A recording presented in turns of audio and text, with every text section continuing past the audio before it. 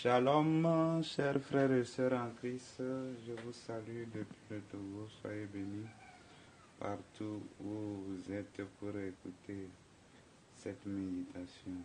Amen. Et j'ai le plaisir de partager cette méditation qui a pour thème « Tout est pourvu par Dieu pour votre victoire ». Amen. Avant d'aller dans le vif du sujet, lisons ceci, Matthieu chapitre 13, versets 45 à 46. Le royaume des cieux est encore semblable à un marchand qui cherche de belles perles. Il a trouvé une perle de grand prix et il allait vendre tout ce qu'il avait et l'a acheté. Amen. Ça, c'est la parabole de Jésus-Christ. Il dit que le royaume des cieux est encore semblable à un marchand qui cherche de belles perles. Le marchand, c'est quoi? C'est toute personne. La perle, les belles perles, c'est tout ce qui est nécessaire à un homme, tout ce qui est important à un homme. Au verset 46, il dit, il a trouvé une perle de grand prix. Quelle est la perle qui est de grand prix? C'est Jésus-Christ. Amen. Tu cherches toutes choses, mais je veux te dire que ce qui est plus important, c'est Jésus-Christ. Merci à Dieu que tu l'as trouvé, mais ce n'est pas fini. Il dit quoi? Et il allait vendre tout ce qu'il avait et l'a acheté. Amen. Donc, quand la personne a trouvé l'appel pour toi, c'est Jésus, alors on dit, il a vendu tout pour l'acheter. La question, est-ce que toi tu as vendu tout pour gagner Jésus-Christ? C'est la question que Dieu voudrait te poser ce matin. Vous savez, quand il dit que la personne a tout vendu, supposons que la personne a des richesses qui sont évaluées à 5 000 dollars. Et il a vendu ses biens à 5 000 dollars. Il a récupéré l'argent, les 5 000 dollars, et il a acheté la perle à 5 000 dollars. Amen. Maintenant, ayant acheté les perles, il a obtenu la perle avec 5 000 dollars et c'est le prix de tous ses biens qu'il a utilisé pour acheter la belle perle. Cela revient à dire que tous les biens qu'il possédait, il les a échangés avec la perle. Parce que il n'a plus ses biens, mais maintenant, il a la perle. Il a perdu ses biens et il a maintenant la perle. C'est comme ça le royaume de Dieu fonctionne. Tu dois perdre tout et gagner Christ. Amen. Tu dois tout perdre et gagner Christ. C'est pourquoi Paul dit dans Philippiens 3 que je considère toutes choses comme une perte afin de gagner Christ. C'est la même chose que Jésus a dit à ce jeune homme riche. Il lui a dit, va, vends tout ce que tu possèdes, tu auras un trésor dans le ciel, viens et suis-moi. Et le jeune homme a refusé. Donc, et beaucoup de chrétiens malheureusement sont dans ce cas, ils refusent de vendre tout. Ils refusent de renoncer à tout pour pouvoir gagner Christ, pour pouvoir suivre véritablement Christ. Ils refusent de vendre tout. Alors que c'est la base pour commencer le christianisme. Vous savez, beaucoup de chrétiens commencent par le toit. Est-ce qu'on peut bâtir une maison en commençant par le toit? Mais c'est ce que l'Église, c'est ce que le christianisme moderne peut-être. Nous ne devons pas parler du christianisme moderne, mais nous devons plutôt retourner à l'Église primitive. dans la vraie fondation, c'est de renoncer à tout pour gagner. Ça, ce n'est que l'entrée de jeu qui est vraiment important à partager avec vous. À bon entendeur, salut. Nous allons dans le thème du message. Je rappelle le thème qui est tout est pourvu par Dieu pour votre victoire. Philippiens 4, 6 à 8. Ne vous inquiétez de rien, mais en toute chose, faites connaître vos besoins à Dieu par des prières et des supplications avec des actions de grâce, et la paix de Dieu qui surpasse toute intelligence gardera vos cœurs et vos pensées à Jésus-Christ. Au reste, frère, que tout ce qui est vrai, tout ce qui est honorable, tout ce qui est juste, tout ce qui est pur, tout ce qui est aimable, tout ce qui mérite l'approbation, ce qui est vertueux et digne de louange, soit l'objet de vos pensées. Amen. En enregistrant, en parlant, je sens qu'une personne va écouter ce message. Il a une maladie. Je prie au nom de Jésus que tu sois guéri en l'instant même que tu écoutes ce message. Tu as un problème au niveau du cœur. Dieu te guérit. Tu mets la main là-bas, il te guérit au nom de Jésus. Amen. Donc, je continue le message. Il dit, ne vous inquiétez de rien. Amen. Donc, je commence par interpréter le passage biblique que j'ai lu. Premièrement, il dit, ne vous inquiétez de rien. Qu'est-ce que ça veut dire? Il n'y a rien pour lequel on doit s'inquiéter. Amen. Rien n'est exclu. Donc, il n'y a rien pour lequel on doit s'inquiéter. Ce n'est pas qu'on doit s'inquiéter pour certaines choses et certaines choses, on ne doit pas s'inquiéter. Il dit toute chose qui t'arrive, tu n'as pas à t'inquiéter. Tout, imagine tout. Quand on parle de tout, c'est que rien n'est exclu. Toi qui penses qu'il y a certaines choses pour lesquelles on doit s'inquiéter, Dieu te dit que ce n'est pas vrai ce que tu dis. Ouais, Dieu te dit, ce n'est pas vrai. Peux-tu laisser tes pensées accepter celles de Dieu pour avancer dans la vie? Hein? Il faut laisser tes pensées, tes propres pensées, et accepter celles de Dieu. Ce qui te permet d'avancer. Depuis que tu as tes propres pensées, tu n'arrives pas à avancer. Que Dieu te bénisse. Il y a une raison pour laquelle on ne doit pas s'inquiéter. Il y a une raison. Et pourquoi je le dis ainsi? Parce que rien n'est impossible à Dieu. Nous le trouvons dans Matthieu chapitre 19, verset 26. Donc la raison pour laquelle on ne doit pas s'inquiéter, c'est parce que rien n'est impossible à Dieu. Amen. Donc si rien n'est impossible à Dieu, pourquoi on doit s'inquiéter? Non, on ne doit pas s'inquiéter.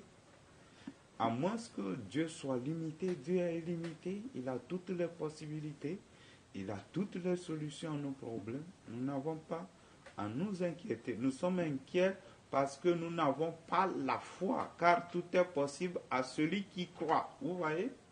Lorsqu'on est inquiet, c'est nous-mêmes qui n'avons pas la foi. C'est ça le problème.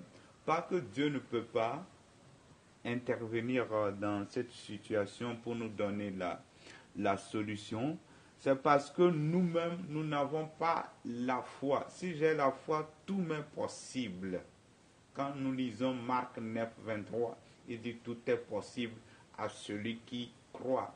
Donc Dieu peut tout, mais si nous ne croyons pas le Dieu à qui tout est possible, nous n'obtenons pas les avantages, les bénéfices à ce Dieu très puissant, pour dire tout puissant. Amen. Donc si j'ai la foi, tout m'est possible. Pourquoi serais-je inquiet? Amen. Pourquoi serais-je inquiet? Ça devient illogique à une personne à qui tout est possible devant. C'est-à-dire devant une situation, il sait qu'il a la solution et il s'inquiète. C'est comme si quelqu'un, un informaticien qui on lui demande de créer un logiciel, je prends un exemple comme ça, et il est tellement expérimenté dans ce domaine que, bon, il dit ça là, en une semaine, moi, je vais coder, et puis je vais vous rendre l'application. Maintenant, pourquoi serait-il inquiet? Du fait qu'il sait qu'il a la solution, l'inquiétude est exclue lorsque nous avons la foi. Donc, à tout moment que tu es inquiet, rappelle-toi que c'est parce que tu n'as pas la foi. Alors cesse tes inquiétudes. Commence par demander, oh Dieu, viens au secours de mon incrédulité. Je n'ai pas la foi. Commence par prier. Commence par prier. Vous savez, des fois pour avoir la foi, tu dois jeûner, tu dois prier. Jésus a dit que ce démon ne sort que par le jeûne et la prière. Mais précédemment, il a dit ça à cause de votre incrédulité.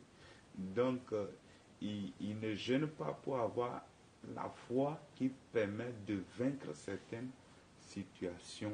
Donc, toi qui n'arrives jamais à jeûner, il est temps pour toi de prendre la croix du jeûne.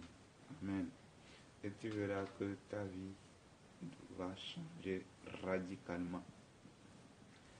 Nos besoins doivent être adressés à Dieu. Amen. Parce que dans la lecture que j'ai faite, j'ai dit que en toute chose, faites connaître vos besoins à Dieu. Pas moi qui ai dit, c'est la Bible qui le dit. Donc il dit, faites connaître vos besoins à Dieu. Amen. Donc tous nos besoins doivent être adressés premièrement à Dieu. Quand nous avons des besoins, nous ne devons pas penser aux hommes.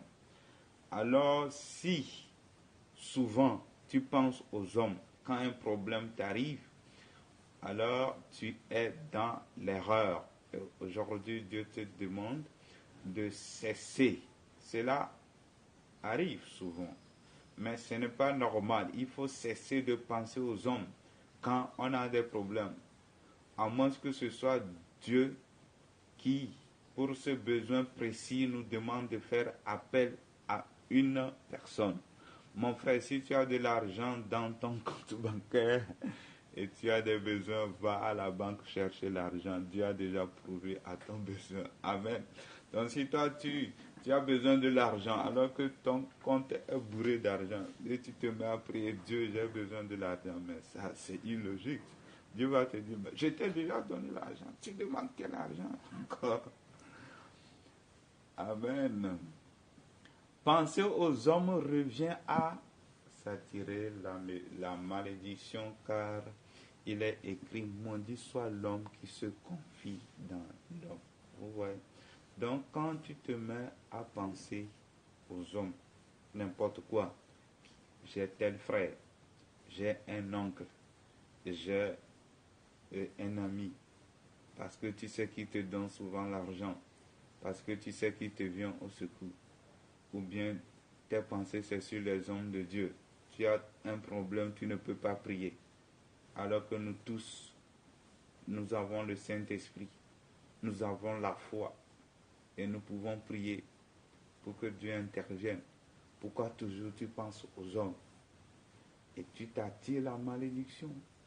Donc tu t'attires la malédiction en passant aux hommes. Donc ça doit cesser pour ton bien au nom de Jésus. Amen. Vous qui vous confiez aux hommes, si tu as une maladie incurable, quel homme peut venir au secours? Amen. Quel homme peut te venir au secours si tu as une maladie incurable? Voilà. Parce que toi, ta confiance, c'est que, oui, il y a les médicaments, il y a la médecine, bien que normal, que la médecine doit exister, chaque chose a ses capacités et ses limites. Seul Dieu n'est pas limité. Maintenant, supposons que tu as une maladie incurable, comment tu peux faire pour t'en sortir? Parce que toi, tu ne comptes que sur les hommes. Il y en a, leur confiance, c'est les États-Unis, l'Europe. Dieu s'est-il délocalisé vers les USA et l'Europe? Dites-le nous et nous irons là-bas pour le voir. Oui, dites-le nous et nous irons. Parce que vous, votre confiance, c'est l'Europe, c'est les États-Unis. Ça veut dire que Dieu s'est délocalisé Dieu a quitté le ciel et est venu s'installer dans une maison aux États-Unis. Montrez-moi l'adresse, je vais aller cogner la porte. Je vais prendre le visa pour aller et puis je vais dire Dieu, oh pourquoi tu étais au ciel, pourquoi tu as quitté le ciel pour venir te cacher aux États-Unis? Si vous ne priez pas pour votre pays et Israël, vous êtes là à critiquer, qu'attendez-vous de bon, si ce n'est le pire. Amen. Les gens ne prient pas pour leur pays, ils sont là à critiquer. Les chrétiens, ils critiquent. Parce que quoi? Parce qu'ils ont des problèmes, ils sont en mer. Tu dois avoir des problèmes. Partout, on a des problèmes.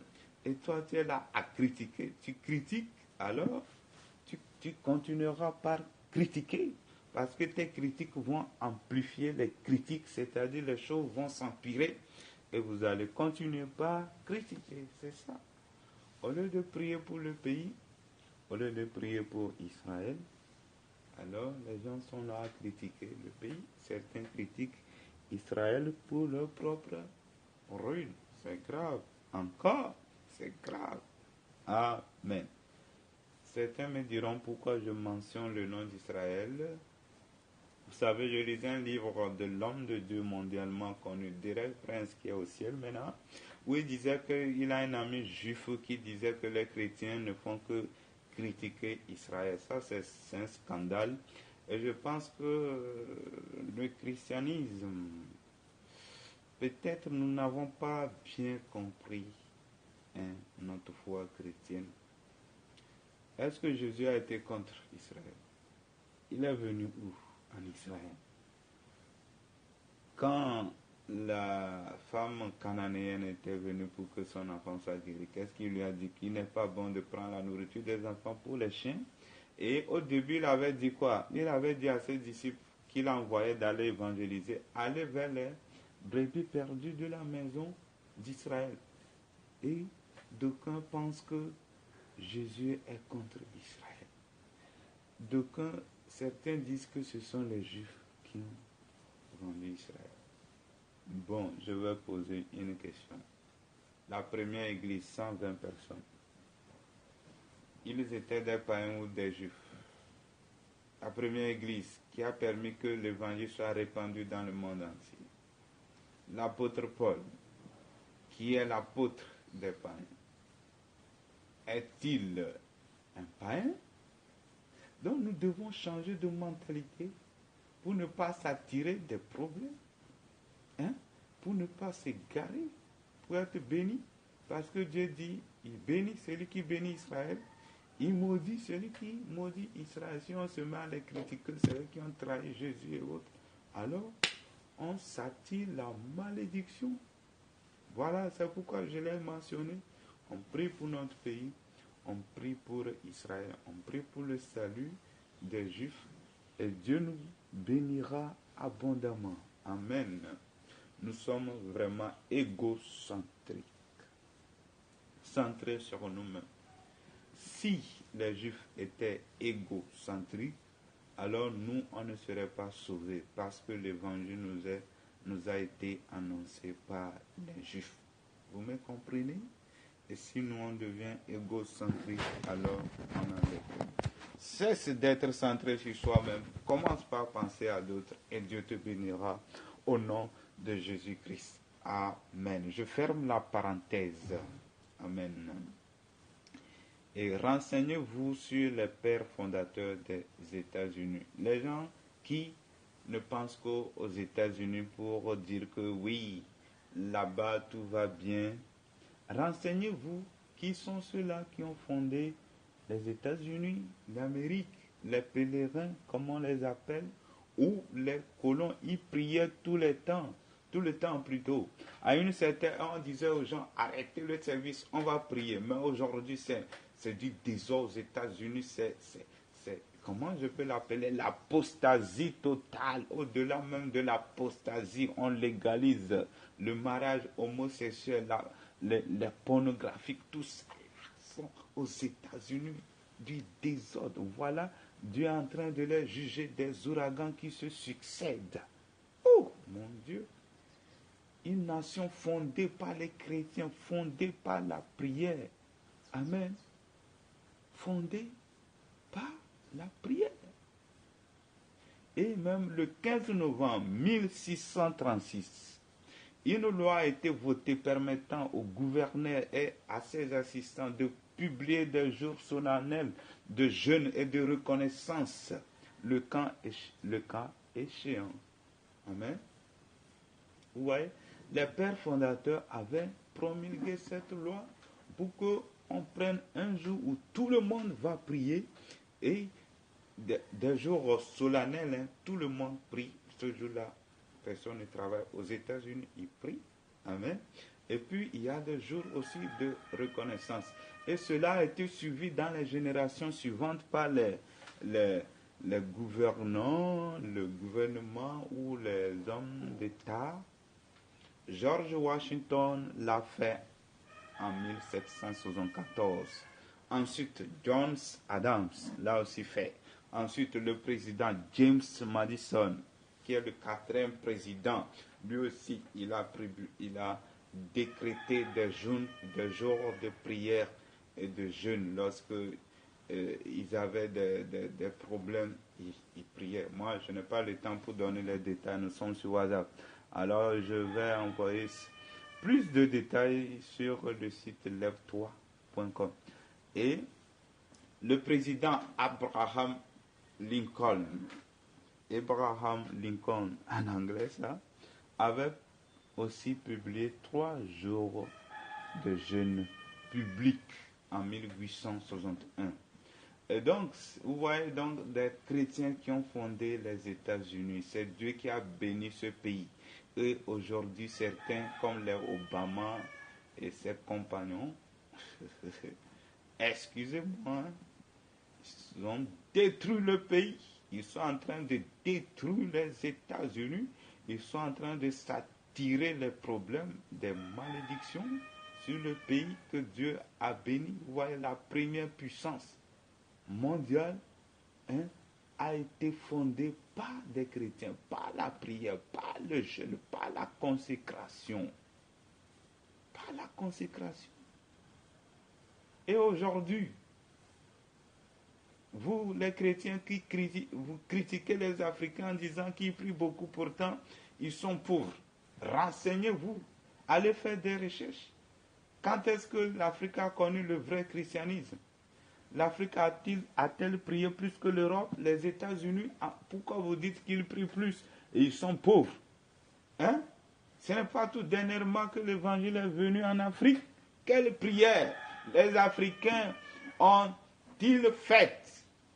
Quelle prière pour être bénis? Hein? L'Afrique a-t-elle connu les réveils comme dans les autres continents? Mais ce n'est pas possible. L'Europe a connu le christianisme depuis près de 2000 ans.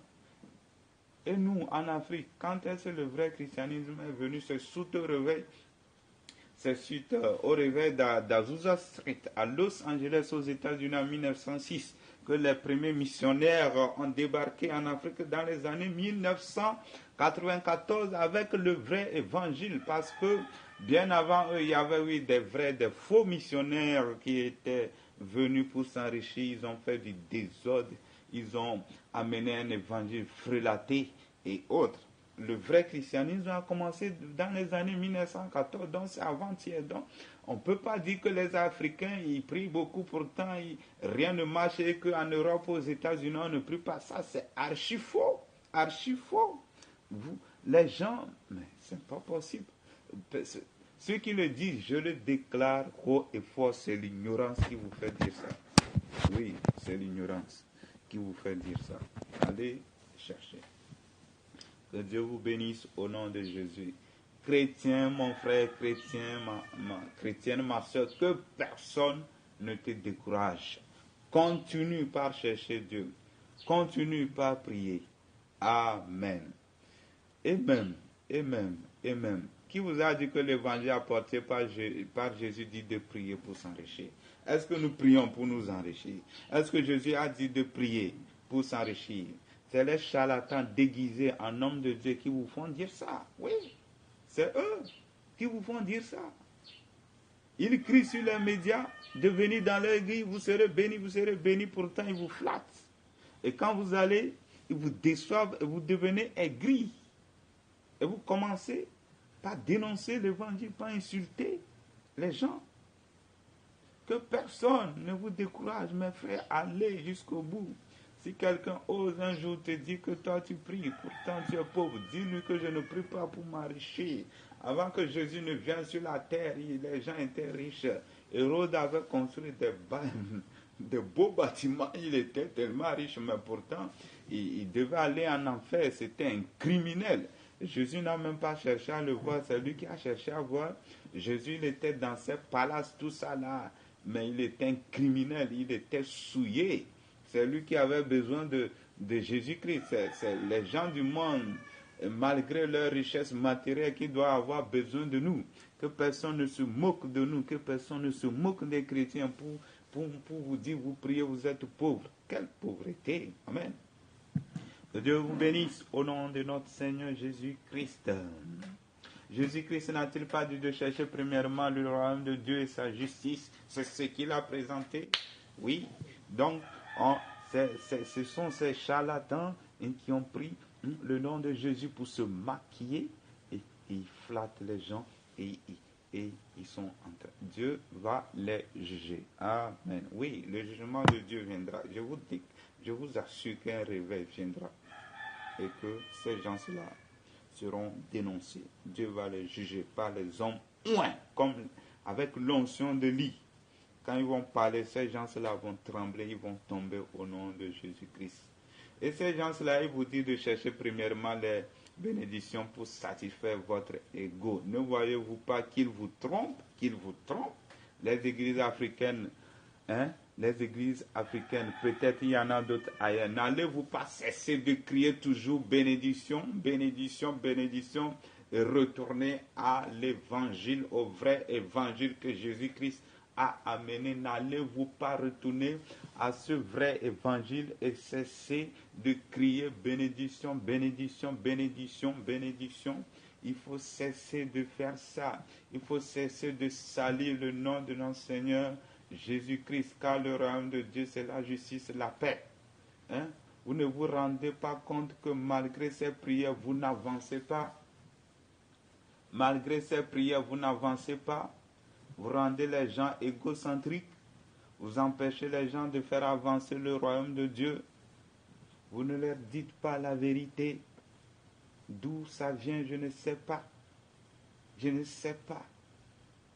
Celui qui aime le monde, l'amour de Dieu n'est pas en lui. C'est ce que la Bible dit. Pourquoi vous aimez tellement le monde? Pourquoi vous ne mettez pas priorité sur Jésus? Il sait que vous avez des besoins. Il s'en charge. Je continue. Il dit la paix de Dieu qui surpasse toute intelligence. Dieu sait que tu n'as pas la paix dans ton cœur, c'est pourquoi il te dit ça. Il y a des inquiétudes dans ton cœur, beaucoup de pensées circulent dans ta tête. Toi qui m'écoutes, je vois que tu as des pensées qui circulent en rond, mais Dieu te donne la réponse. Pour que tu puisses avoir la paix, Dieu laisse les problèmes t'inonder pour que tu viennes à lui pour l'avoir. Vous voyez, Dieu sachant que tu n'as pas la paix et que l'homme naturellement, lorsqu'il n'a pas les problèmes, il ne cherche pas Dieu. Alors Dieu laisse les problèmes t'inonder pour que tu viennes à lui pour chercher la paix. Et tu auras une paix qui surpasse toute intelligence. Amen. Une paix qui surpasse toute l'intelligence. Les gens ont l'intelligence du monde. Ils ont un cœur souillé et amer. Ils sont des criminels. Amen. Les gens qu'on peut qualifier de génies, intelligents et autres, ils ont une intelligence souillée, amère. Ils fabriquent les armes pour tuer les autres. Ils provoquent les guerres pour se partager les butins. Les gens créent des virus informatiques pour brouiller les systèmes informatiques des autres. Microsoft même qui laisse des failles dans Windows pour se faire de l'argent avec les fabricants d'antivirus. J'ai même appris que Ebola était une invention humaine Pensez-vous que ces gens-là ont la paix dans leur cœur malgré leur intelligence, leur soi-disant intelligence?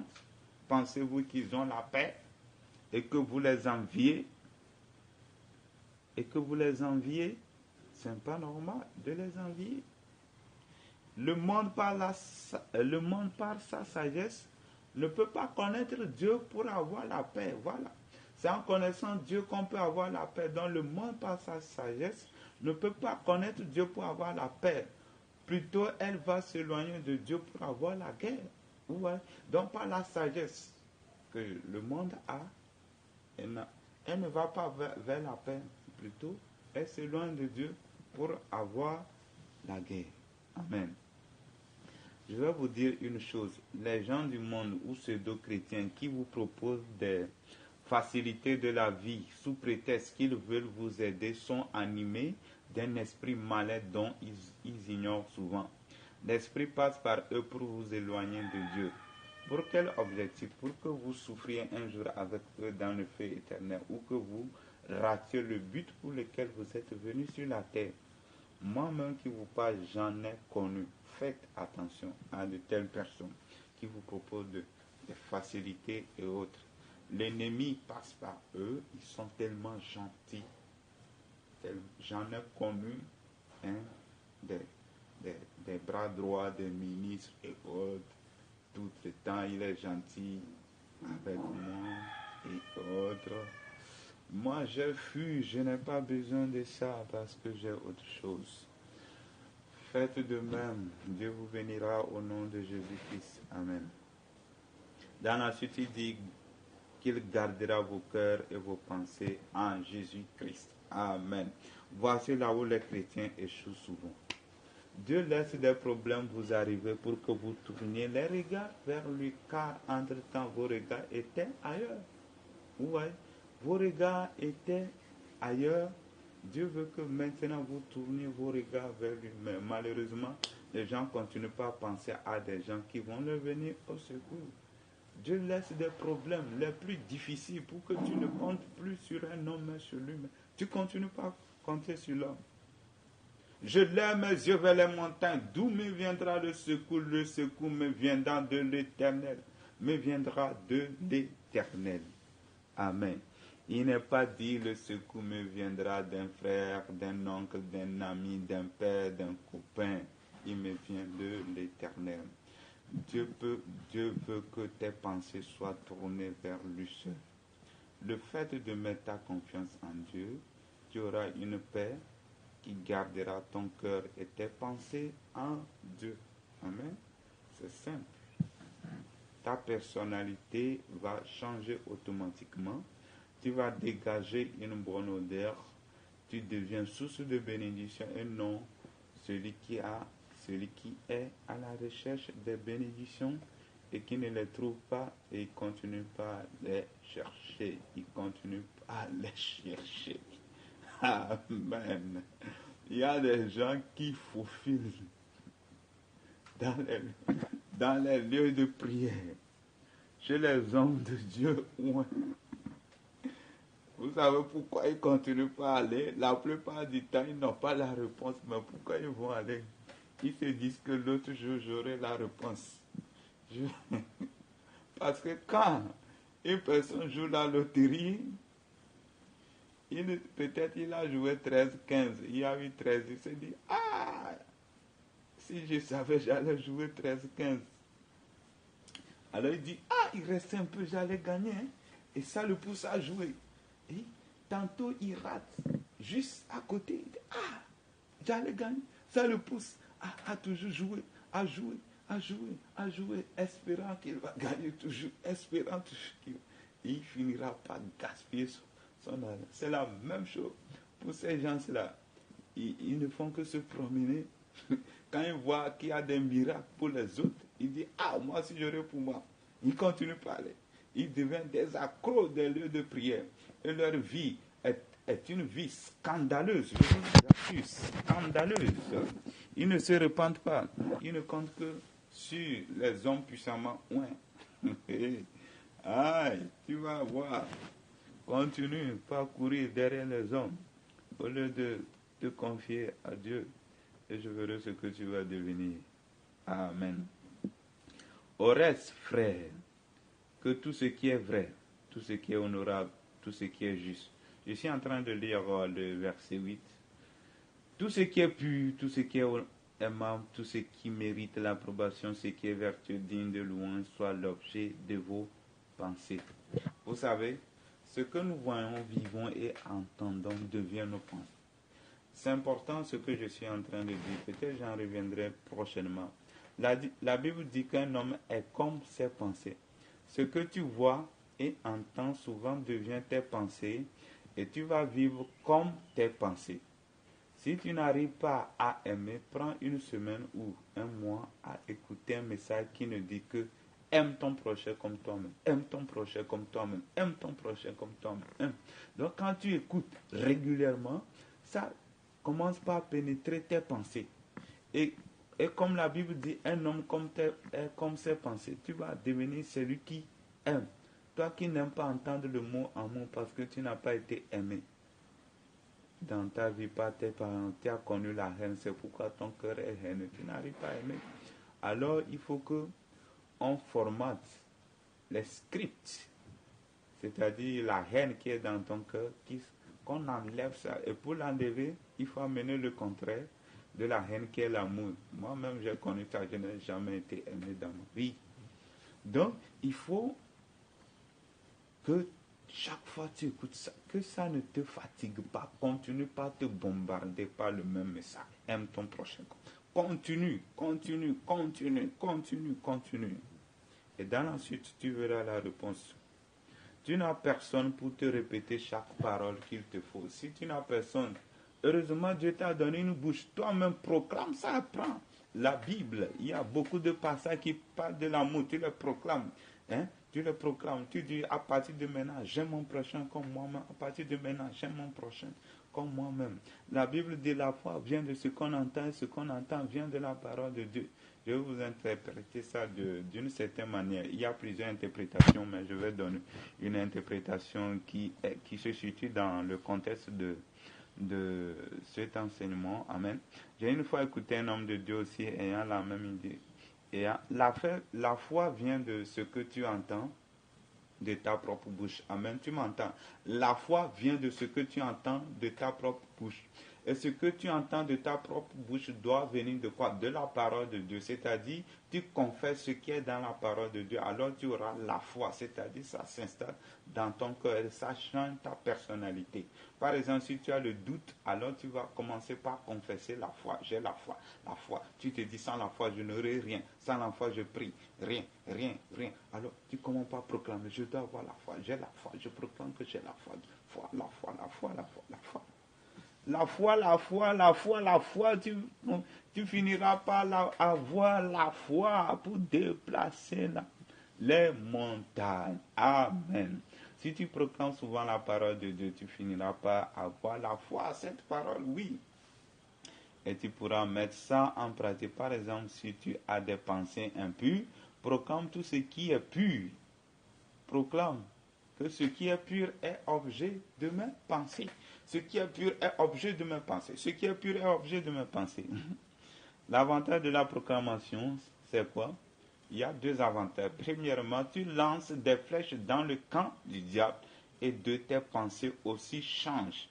La Bible dit que les armes avec lesquelles nous combattons ne sont pas charnelles, mais elles sont puissantes par la vertu de Dieu. Nous renversons les raisonnements et toute hauteur qui se lève contre la connaissance de Christ. Il s'agit de quelle arme? La Bible nous dit que nous allons utiliser pour renverser les raisonnements qui sont en nous, qui nous empêchent d'avancer, qui nous empêchent d'avoir la foi, qui nous empêchent d'avancer avec Dieu. Il s'agit de quelle arme? Quand vous lisez Ephésiens 6, à partir du verset 12, vous allez voir qu'il y a les armes défensives et les armes offensives. Vers la fin, l'apôtre Paul a parlé de deux armes offensives. Il a dit l'épée de l'esprit qui est la parole de Dieu. La parole de Dieu est une arme offensive, c'est-à-dire la parole de Dieu que tu proclames. Tu prends des passages bibliques, tu les proclames. C'est une arme offensive. Et il nous dit que ce sont avec ces armes-là que nous nous combattons. Et elles sont puissantes. Elles sont puissantes. Amen. Nous ignorons cette arme qui est la parole de Dieu à proclamer. À partir de maintenant, prends la résolution. Que l'ennemi ne te trompe pas, que tu n'aies pas la paresse. Prends la résolution de proclamer. C'est difficile, mais continue. Tu finiras par avoir la victoire. Nous avons mis de côté cette arme et l'ennemi nous fatigue. Prends l'arme, qui est la parole de Dieu, que tu dois proclamer sur ta vie. Et tu vas changer ton monde à partir de cette arme. Amen. Souvent, les chrétiens ne font pas usage de cette arme sophistiquée. Oui, qui est la parole. La prière ne va pas remplacer la parole de Dieu proclamée. Ce sont deux armes offensives. Parole proclamée et la prière. La prière ne remplace pas la proclamation. Chacun a son rôle. Amen. Il est temps d'en faire usage. Moi-même, j'avais des pensées un peu souvent. Et le Seigneur m'a poussé à confesser des paroles pour pouvoir vaincre ces pensées impures. C'est ça que j'ai pris. Maintenant, je les confesse. Je prends les cassettes de confession. Et par exemple, les cassettes de Ivan Castanou, prions ensemble. Je vous invite aussi de prendre ça. Et vous allez écouter ce qui vous intéresse. Amen. Amen. Moi-même, je priais sans cesse par rapport à ces pensées impures. Je pense que c'était des démons qui me font faire ça. Je vous assure, on peut être chrétien. Je ne dis pas que tu es possédé des démons, mais tu seras influencé par des démons. Des démons vont te déranger. Il y a des doctrines non bibliques qui vous disent que quand on est chrétien, on n'est plus influencé par un démon. C'est faux. Regardez vous-même. Toi qui m'écoutes, regarde que tu es manipulé, tu es malheureux. Ce sont les démons qui te manipulent. Comme ça, oui. Et on dit que quand on devient chrétien, les démons s'enfuient, il n'y a plus rien. Mais qui vous flatte, man? Je ne sais pas. Hein? Je ne sais pas. Je ne sais pas.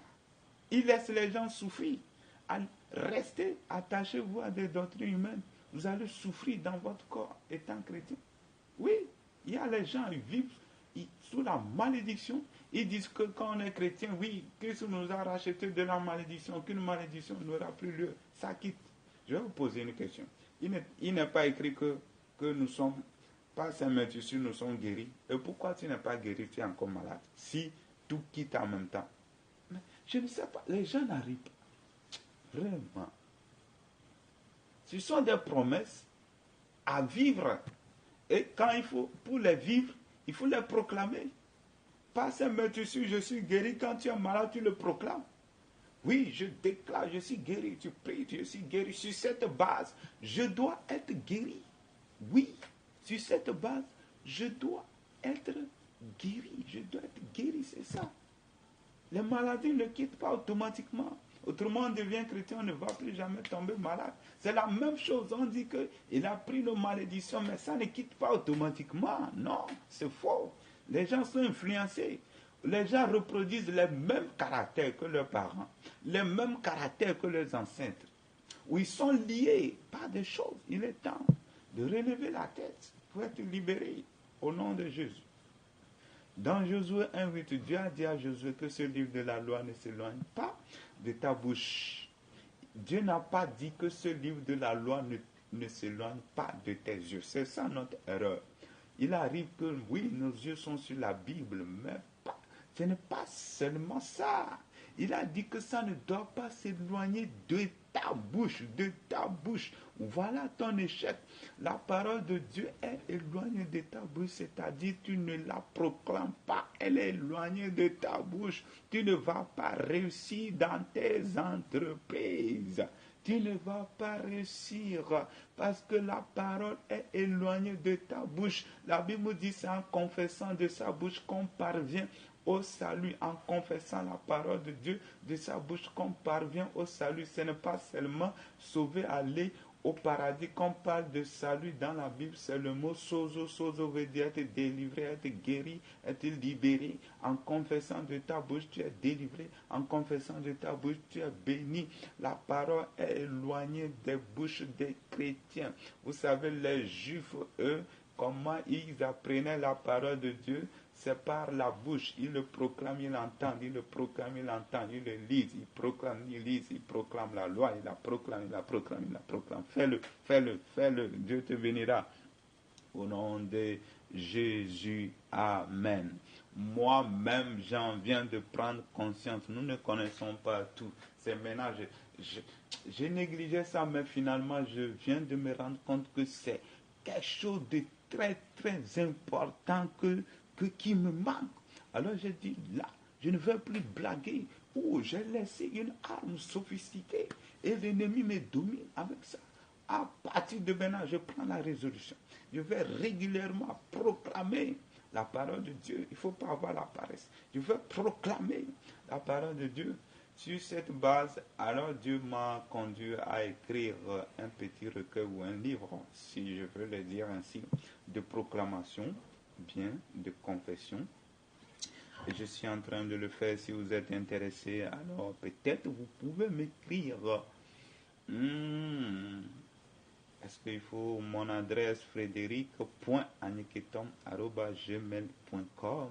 Je vais vous envoyer ces confessions que vous pouvez proclamer. Si vous voulez avoir mon contact, ceux qui vous partagent ces messages, vous pouvez les avoir chez lui. Pour ainsi dire que tout ce qui est vrai, juste, je suis maintenant en train d'interpréter ce que j'ai lu dans Philippiens 4:8.